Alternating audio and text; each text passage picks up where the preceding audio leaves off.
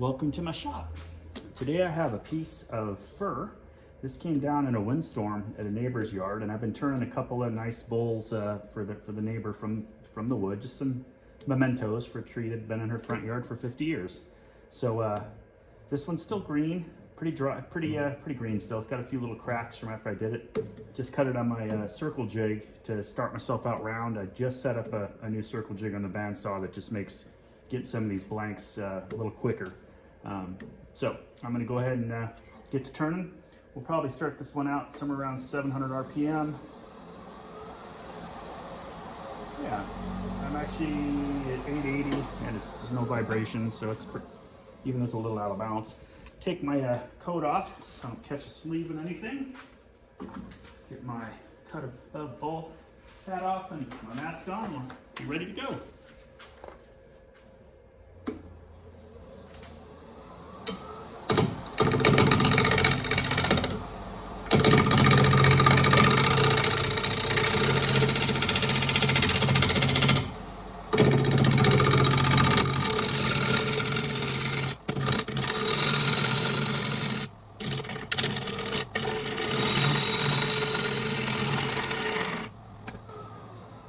So you get rid of all the air there, it'll turn much quicker, that bark and all. Still have pitch flying off of it, so I'll be out with the mineral spirits cleaning that up later, it looks like.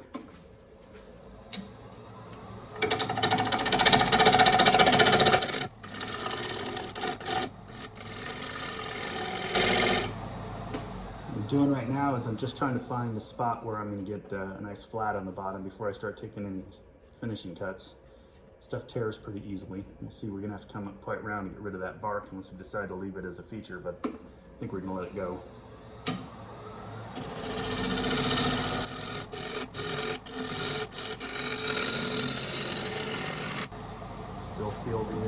Still feel that bark.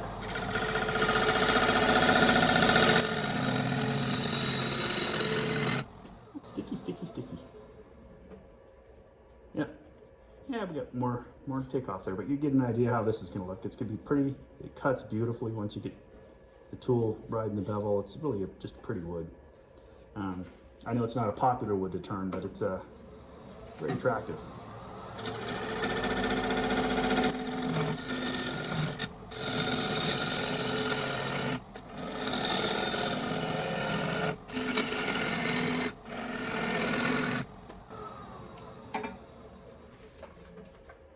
I know I might stop more frequently than most turners do, but I'm always looking to, just want to see how the tool's cutting and what defects I'm going to have to deal with. There's a crack and a knot here. But that seems about it. But you have to get past this stuff because it doesn't sand well at all. And it'll still give us a pretty cool looking boulder. I'll go ahead and do bulk removal of this material up here.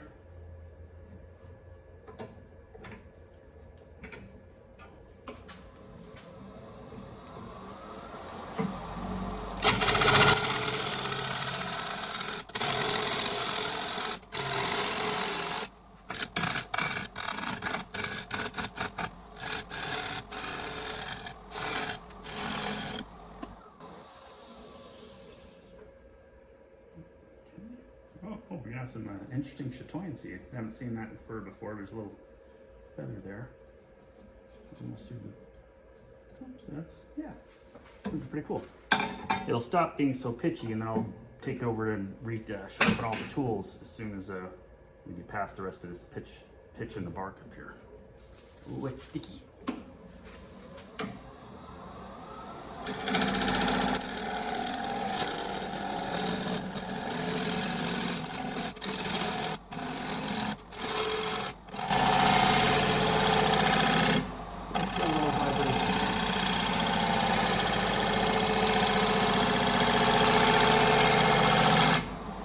When I'm turning this fir, if I take really light passes, when I feel a little vibration, it smooths it out. It's usually that big open grain.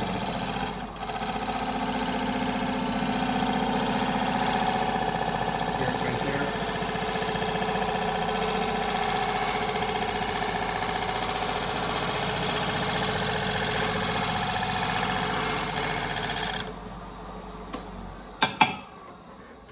We should be round now at this point. Yeah. Oh, okay, that's gonna be, oh, we do have a crack right there. I wonder if we can get past that, roll the bottom down. A little bit of the pitch left up there, but I think we have to flatten this rim out anyway. Oh, that knot's gonna be gorgeous. If we keep that in, that's a pitch pocket though. That's hard pitch. I'll try to zoom in on that when we get around to it. This stuff polishes up really pretty and light shines right through it if we turn thin. Yeah, I think this is gonna be a really nice blank. So let's go ahead and do a little downhill and put a tenon on it and see if I can get past this this one defect here, because I would like to start without defects. It's probably one by the knot. It's probably need a little CA. Big open grains. 6, 7. So this little section right here is 11 years old. It represents 11 years of growth in that tree.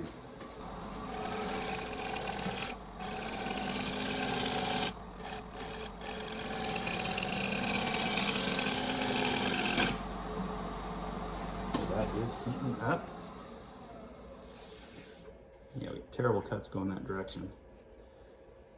Let's see where the crack is. We're almost through it.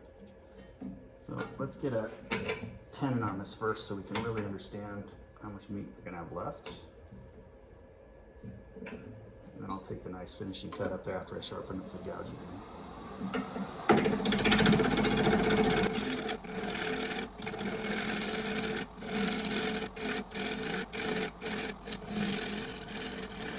Something right in there that doesn't sound or feel right. Okay, we have another little knot.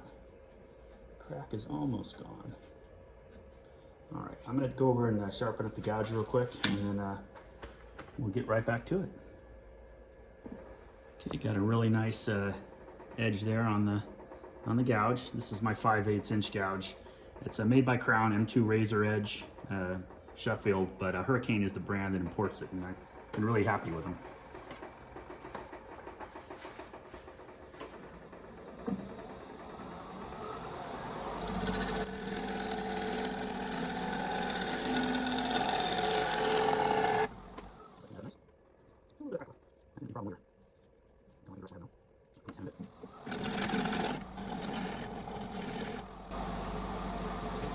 There's a little bit more of this crack.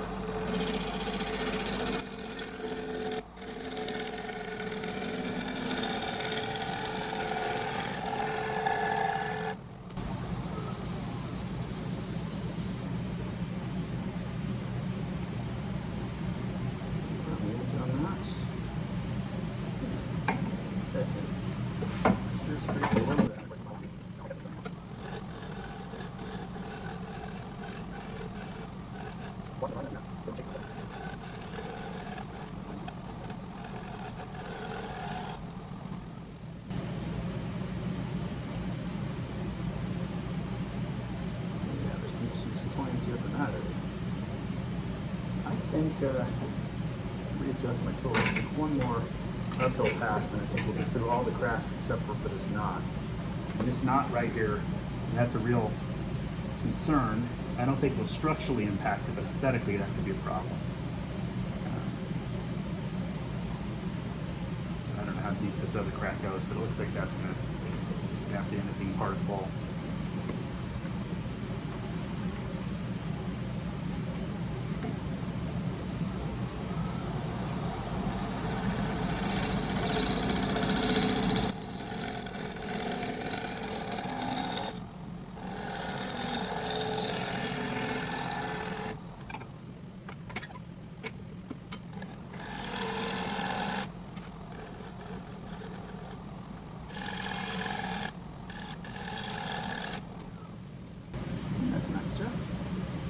The tool mark in here I need to get rid of.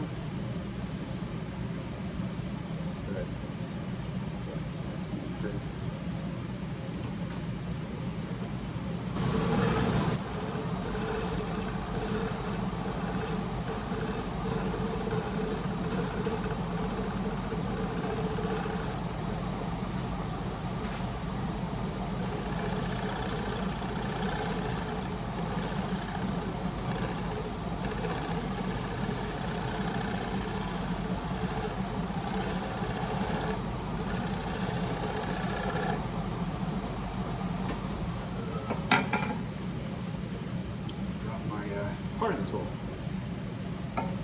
to create our dovetail joint here. Put our tenon.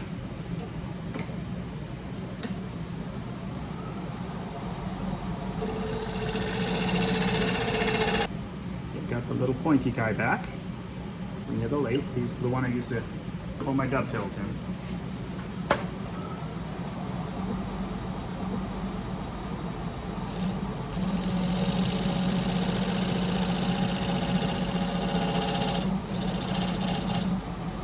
And also clean up the middle of the tenon a little bit so it'll be a nice flat lay inside of the bowl.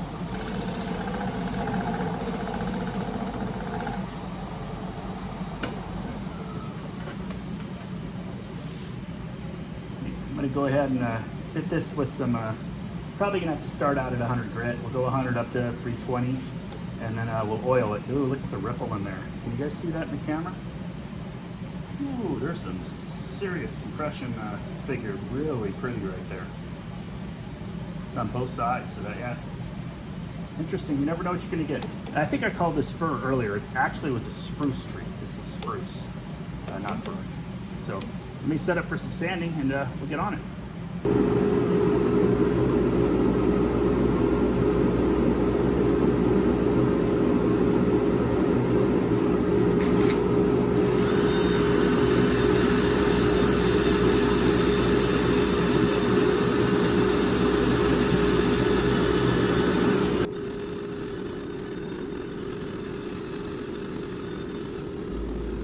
Okay, we've sanded it up to 400 now, and I'm going to go ahead and put on a little bit of our shop grit here to work out some of the little finer scratches. This might be a project that would be better off being completely hand sanded maybe. We'll see if after this goes on if I can't, because the open grain really wants to pull out. Not pull out, but to different heights. You get different elevations in the finished surface, which can be kind of a cool effect if you're going for it, but if you're not going for it, it just becomes annoying.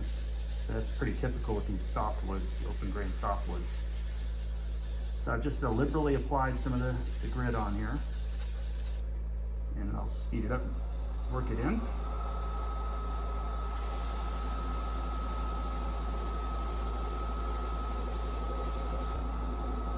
So all this is an F2 pumice in mineral oil and beeswax.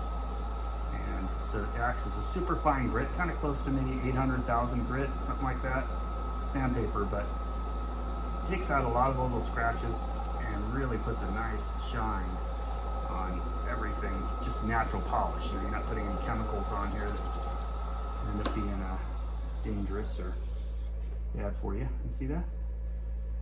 It's a nice part. There's some chatoyancy up in this area here. This pitch pocket and that knot feather really turned out pretty.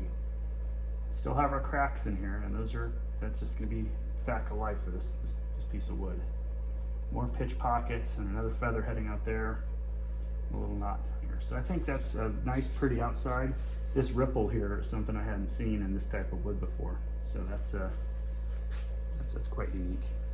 I'm going to go ahead and put some hard wax on, which is my mineral oil carnauba beeswax, and there's a little lemon essential oil in there too. Some of that's just for scent because it does smell nice, and another part of it is somehow the citrus oil is really just going to soak into the wood better or help this stuff protect it longer. And that's been kind of my only little change from the McDaniel style shine. So I'll apply it on it, and I'll let it kind of sit for a minute before I turn the speed up real high and buff it off with clean terry. So I've got my buffer over here. You can tell I've been using a lot of Paducah in the shop lately. I got red on everything. So let's crank up the speed. I'm running just about 1,000 RPM. I'll just buff it on. And hopefully in the picture you can actually see that my overhead lights start to shine in it. You can really see it picking up the nice gloss, but it's not plasticky or artificial feeling. It really feels just highly polished wood, which is what it is. That ripple in there. There you go. So there's the outside of our bowl done. We'll go ahead and flip this around, hollow out the inside. I'm gonna just turn this once. It's not obviously gonna be a twice turn product, so it's gonna have some defects and stuff in it. As it dries, it should warp and peel up these pith ends here, where the pith was. Well, might have an uneven because of all of these branches that were coming out here and the feathers. Maybe we won't have a full lift. It might just warp a little. But I'll leave enough room on the bottom to flatten it if it does warp too much later on. So let's flip her around. Okay, I've got my hurricane jaws on here. It's the HTC 125. So the 5-inch jaw. And nice flat there, over center. I like to use my tailstock support to make sure that I'm really flush in there before I crank the jaws down. And softwoods are always an issue with trying to stand around. It's going to compress differently.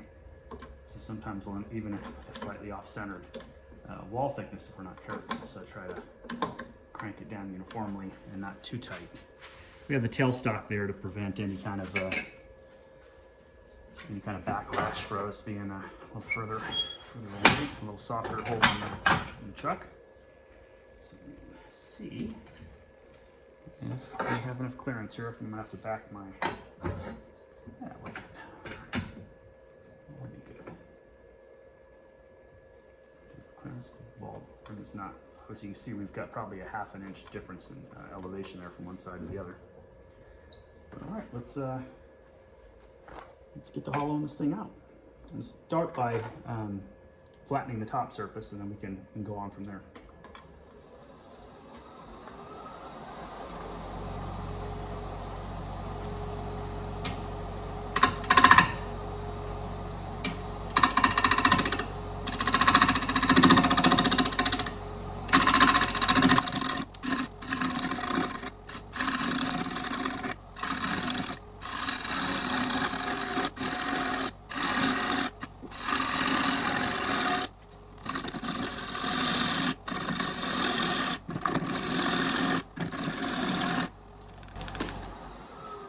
These nice huge ribbons coming off of this, but it just tears because we're taking just big huge hogging cuts to pull off as much material as we can.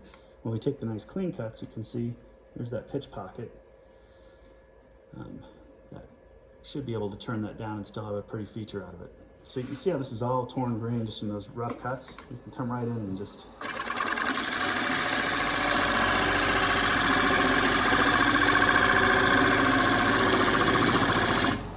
clean that right up. So you don't have to worry about those aggressive cuts. If you feel like you've got a nice, strong, stable thing, it's just fast bulk removal at that point. And that is often the quickest way to get in there. I'm going to leave a pretty good chunk of center mass here as I get the walls to the thickness I want on the outside before we hollow the center all the way down.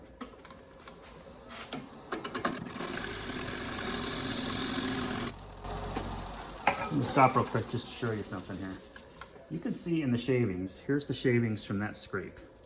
See how they're torn on the end? You can tell as the shavings are coming off exactly what your finish is going to look like. So if you're concerned about, hey, wow, I'm getting these really ragged looking shavings, you know you need to change your angle of your cut. Unless you're doing bulk removal like I was doing there where I'm not concerned about that. We want to get these nice long pretty ribbons, and we'll take some of those off real quick here. Face shield on.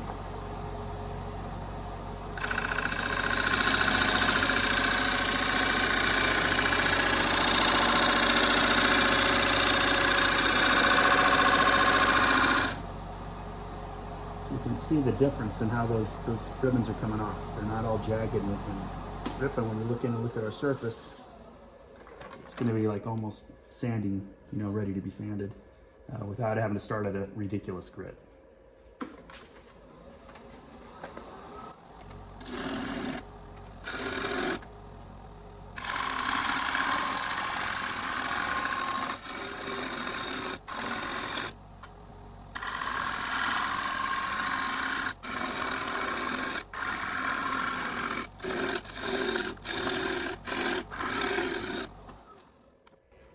kind of see how that's going to look as we get further in. We are having to deal with this pitch up here, which is now smooth. So, well, there's one little spot in here, so I'll probably take that down. I don't want to make this too thin because of the type of wood it is and how to warp. I don't want it to crack. If it warps, it's going to be still a pretty piece to sit on a table. But if we get a big crack in it, no one's going to want to throw nuts or candy in it or something like that. And this is a gift from my neighbor, so I want to make sure that she has something that she's proud of. And I don't know her style. She might not be somebody who likes rustic, and a crack or something like that might not be to her liking. So I will do my best to keep it from cracking too bad. I'm going to go ahead and use the little pointy gouge now to thin the wall just down probably an inch to where I want it to be. And then we'll do some more bulk removal.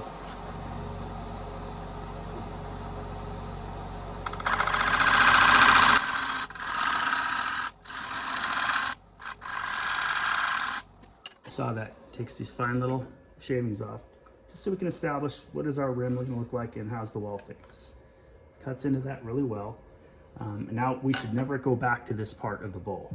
We don't want to come back up here at all. Our goal now is to be, okay, this rim is done until we're ready to sand this section of it. So now I'm going to follow that same process down, a little bit more bulk removal. The reason I keep that bulk in the middle is the bowl's not flexing when I'm trying to do that thinner rim.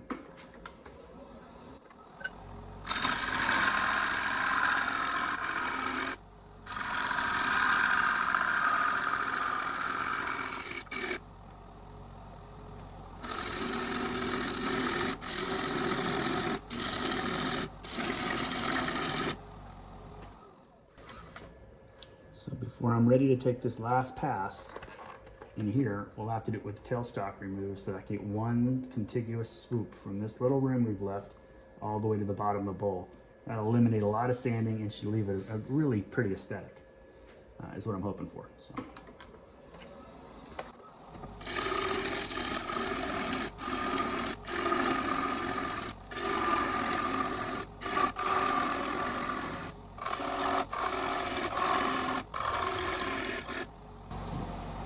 Almost to our final thickness, I think. Bottom here. Got about, I'd say maybe 5/8 of an inch, maybe 3/4. And this is all uniform here, so we know that all we have to do is clean that into the bottom and it's going to be good. So now we'll start working this big chunk out in the middle here.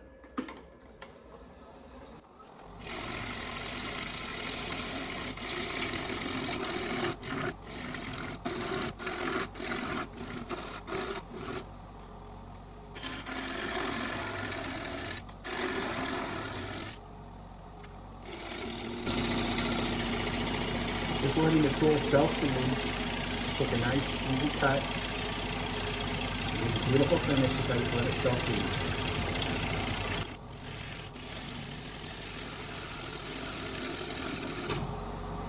I can now start to feel shavings, the way they're coming off feels good, but I'm getting some vibration. The bowl's starting to flex as it gets thinner.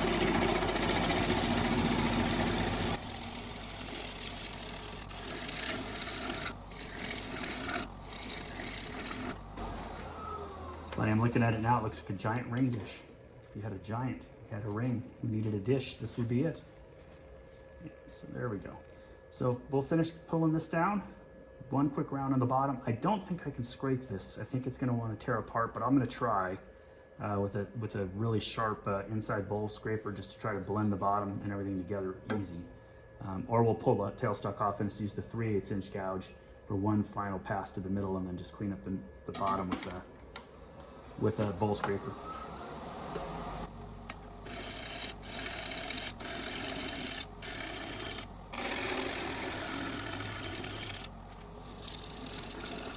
A little pointy guy. That's gonna just peel off as much of it as you can. I really feel it wanting to give way. Way over the rest on this small handle gouge. Taking simple cuts. I stay loaded, it does get catchable, let's push the tool down. And we should be able to just knock that off. Not a bad angle there.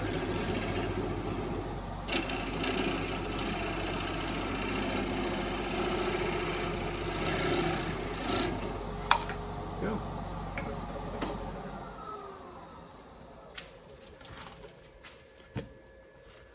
pull the tailstock back. Let's get rid of the live center, that little pointy thing there. Kirk DeHere calls it the vaccinator. And boy, I've nailed my elbow on it a few times, being lazy, not removing it before I start getting into swinging away over the back end of this. So I'm going to quickly pause the camera so I can move my tailstock completely off the lathe to give me more room to do the hollowing. I hate to be having to dodge something, so just give me a second here. Okay, we've got the tailstock pulled all the way back.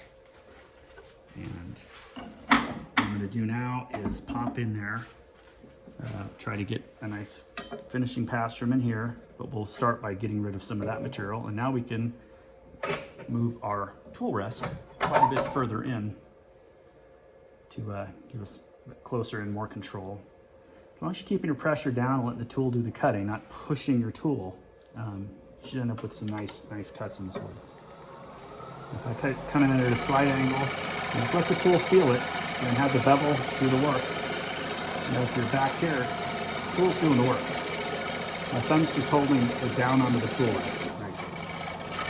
So I know a lot of my pictures, you see it looks like I'm white knuckling it, but that's just how I keep the pressure on the tool and the tool rest itself. That's just my personal style. It's not intentionally a white knuckle and like forcing the tool through. This is just a little bit more so you can demonstrate how the cut works. I say this far away, but I like having my hand right up there. And before that gets too crazy down there, I'm going to get the bowl scraper out. And I'm going to use the round nose one for this. This is a hurricane tool. Got a nice edge on it still from the last time we had it. This is just high-speed steel. It's another hurricane product that I've been very, very pleased with.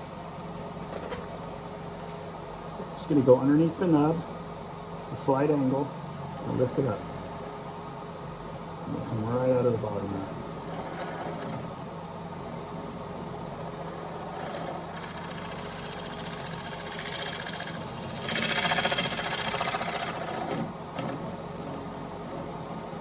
It feels like that wants to tear, not cut on that grain. And at this point of the project, we got rid of our nub. You can see how that tore the grain here. So we're gonna still have to come through, which we were planning on anyway, with the smaller 3/8 with a nice sharp one. We'll try to make one pass all the way in to keep that cleaned up.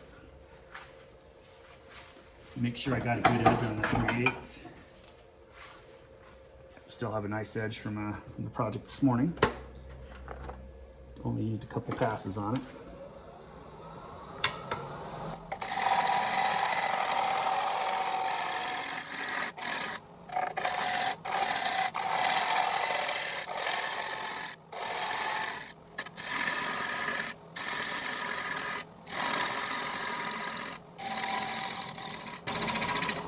Bouncing.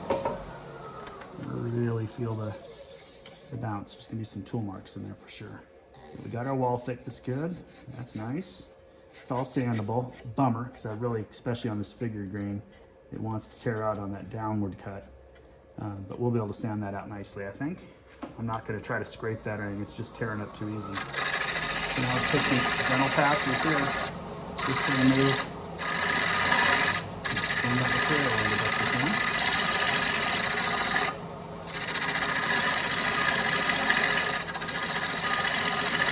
Probably hear it jumping around. I mean, the bowl is now flexing quite a bit.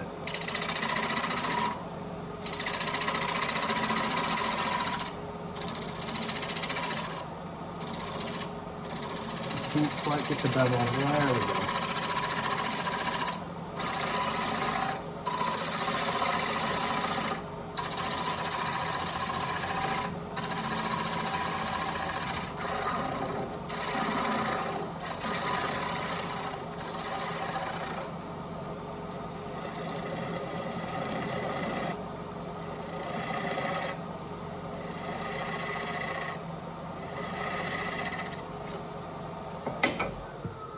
Should be it, ready for sanding, I think. Yeah, nothing crazy. It's gonna be pretty bold. There's some really insane figure I haven't seen in spruce before. I don't know if it's picking up here. This is all like ripple, almost like rippled maple. There's a lot of tool marks still. I started flexing on that last one out there, so I can just know how that's going to sand. Look at this double knot here. That's cool. But that also has some tear out on the edges here of where that log was starting to, or that branch was starting to come out. And this is not perfectly flat, and it's sticky. You know, this is a pitch pocket, so it's actually just hardened sap cracking. It'll be pretty though when it polishes up. It is pretty. So I'm going to go ahead and get to sanding. I know that that's not anybody's favorite, so I'm going to just go ahead and pause the camera until we're ready to put some finish on the inside, take the foot off. Okay, well, we finished up all the sanding. I sanded it all the way to 400 grit on the inside, some by machine, but mostly by hand. You can feel the individual tree rings in there. There's still a few fine scratches, but they're at 400 grit. So I'm sure that we'll get rid of those with our shot made grit here. So I'm gonna just turn that on.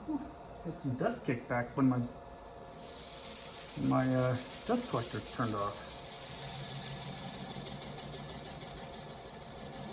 Been really trying to combat the dust in the shop, especially as winter comes and I can't turn the garage door open like I'm used to. I mean, I already have the heater on. You guys probably heard it kicking in. It's 60 degrees in the shop right now, which isn't bad, as long as there's no breeze or anything. But it's too cold outside to open the garage door. So I've been, you know, adding dust devils and, or what do you call it, dust busters and all these other different tools to try to collect all the dust as it's happening. But I still get quite a bit of hanging in the air. I was thinking of buying one of those particulate meters just to see exactly what the PM 2.5 is in here. I've looked at a bunch of how to build your own kind of air purifiers for your shop and stuff, but I'm not 100% sold that that's the smart way to go. Those MER filters are like 60 bucks every time. Listen to that. Hear the warping. So what do you guys do? What's your normal way of beating the dust in your shop? I want to keep my lungs as long as possible. So that looks pretty good. You can see most of the little fine stuff all. Oh, look at that. I've never seen that in fur before. It swoops around this knot. It's like a cyclone kind of going in there. Yeah, that's pretty. That is pretty. I think she'll be very happy with that. And you can see our pitch pocket, how that polished up really nicely. There's no scratches in that at all. So I'll go ahead and swap over to my other rag and put some of that protective shine in there. And then I think we'll be ready to flip this one around and take that foot off, which should be pretty simple process in this one. I'm just gonna buff this one at pretty high speed. Melt it into the wood.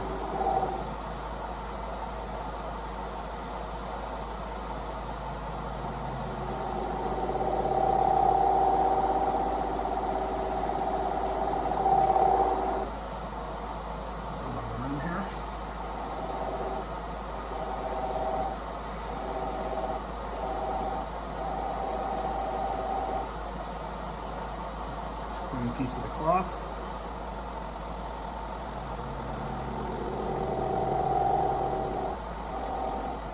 That should be our bowl. What do you think? It's pretty. I think that turned out all right. Let me get a tape measure out here, or a ruler. I ended up with it at just under 9 inches, just barely, maybe a 16th under 9. And our depth is 2.5. 2.5 inches on that. So not a huge bowl, but a nice, you could use that for serving if you want. We use all food safe stuff, but I wouldn't particularly care for the taste of Christmas tree in my food. But that's just me. I can't speak for everyone on that one. For all I know, Christmas trees are a delicacy some places. I'm just not aware of it. Now where did I put my little truck key so I could take this thing off? So of course it was sitting underneath the shine, so oh the joys. So here's where we are.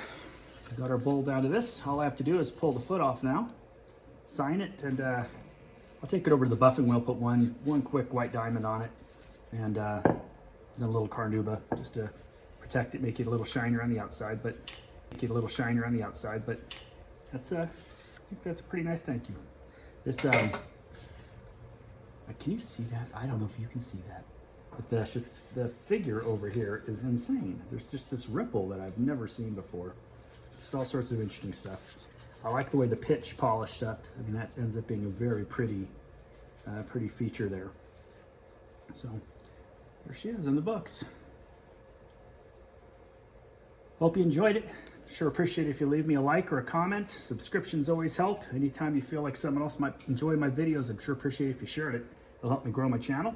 And really enjoying doing this. Hopefully you're enjoying watching. Have a great day. Let's get out there and turn something.